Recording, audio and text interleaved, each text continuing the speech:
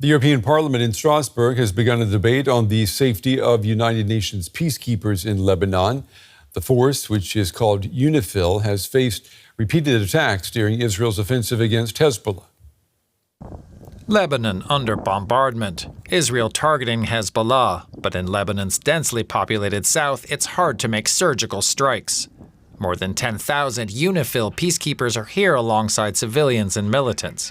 Their headquarters has come under fire, and officials say Israeli forces bulldozed an observation tower. This is a serious development, and UNIFIL reiterates that the safety and security of UN personnel and property must be guaranteed, and that the inviolability of UN premises must be respected at all times. UNIFIL's outposts and command centers stretch across southern Lebanon, bordered by the Litani River. Its official area of operations also includes part of the border with Syria. The UN force got its mandate in 1978, amidst Lebanon's civil war, when Palestinian militants were fighting Israeli forces in southern Lebanon. The force was meant to be a temporary presence to provide stability and assist the Lebanese government in restoring order. But UNIFIL has been there ever since. Its mandate was later broadened to help ensure humanitarian aid could reach the population, to secure the border with Israel, and to keep other armed groups out. That has become much more complicated with the rise of Hezbollah. Basically, the UN peacekeepers working in southern Lebanon are supposed to monitor and ensure the implementation of the UN resolutions and constantly communicate with Lebanon and Israel to de-escalate any rising tension on the border. However, it is evident that UNIFIL's mission failed to bring back calm along the Lebanese-Israeli border for more than a year now. Israel's ground incursion into southern Lebanon and the fierce clashes with Hezbollah's militants are putting the UNIFIL's personnel at risk and jeopardizing their mission. For now, the UN says it intends to keep the peacekeeping mission in place. But if the war gets even more intense, that may no longer be possible.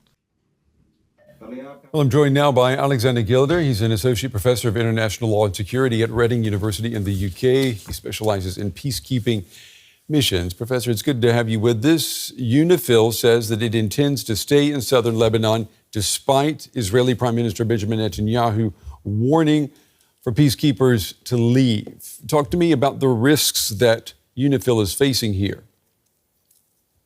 Well, ultimately, UN peacekeepers are not equipped to fight a war. They also may not be able to defend themselves against sophisticated state actors. But the law is clear. They cannot be targeted by any party to this conflict, and their bases are inviolable. Israel, Lebanon, Hezbollah, any other actors to the conflict also shouldn't obstruct the UN peacekeepers.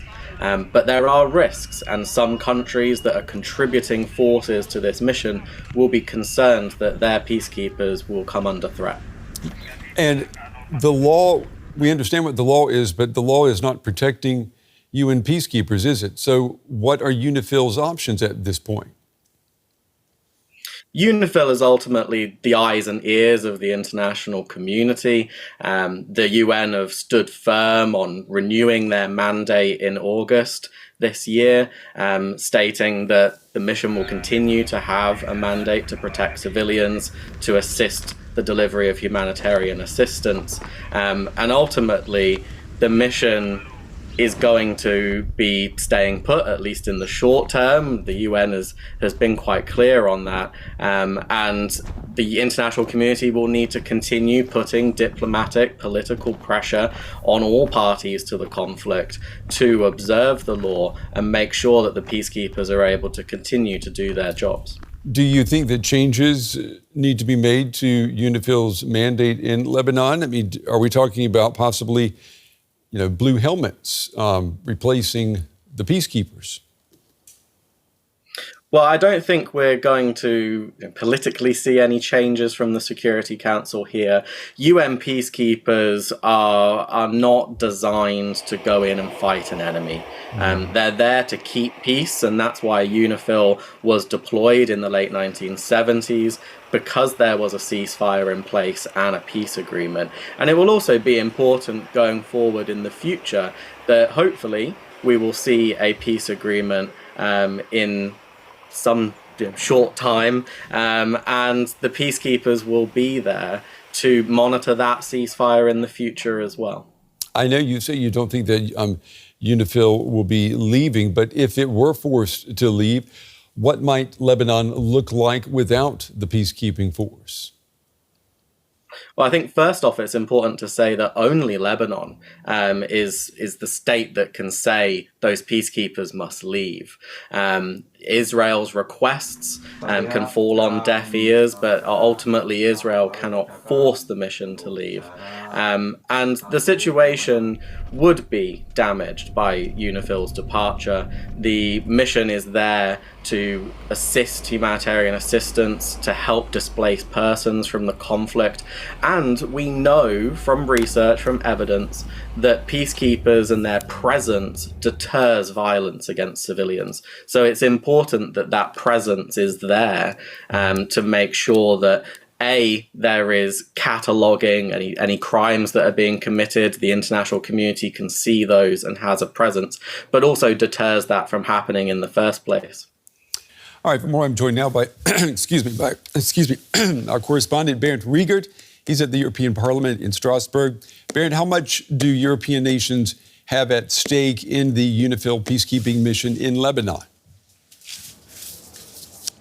There's a lot at stake for the Europeans because the Europeans are providing the bulk of the 10,000 soldiers that are in UNIFIL.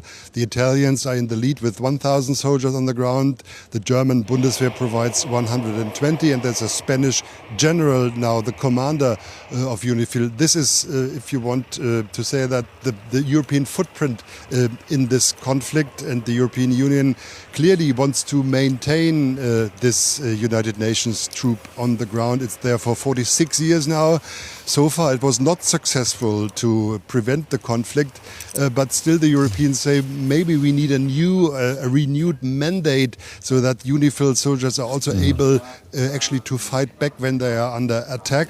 Of course, the EU condemns all the attacks. 5 soldiers were wounded. The Israeli Prime Minister Netanyahu maintains that these attacks were not deliberate, and he says UNIFIL should go because they are in the middle of a war zone now, but the United Nations and also the European troop providers say no, UNIFIL will stay because it's needed. If there is a ceasefire someday negotiated in Lebanon, then UNIFIL is mandatory to secure this ceasefire.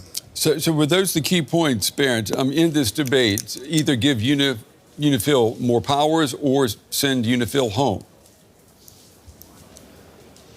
Well, the European Parliament today joined calls from Washington to negotiate, to hammer out a ceasefire, not only for Lebanon, but also for Gaza and the conflict with Hamas, and also to reduce the tensions with Iran. This was a broad consensus over all groups. And the parliamentarians also condemned the attacks on UNIFIL. There are some that say we also have to put more leverage on Israel and talk about sanctions against the Jewish state. But the broad majority is not there yet. They say it's the Hezbollah and the Hamas that have to seize their weapons first, and then negotiations can start. Okay, DW's Bernd Riegert with the latest from Strasbourg at the European Parliament. Bernd, thank you.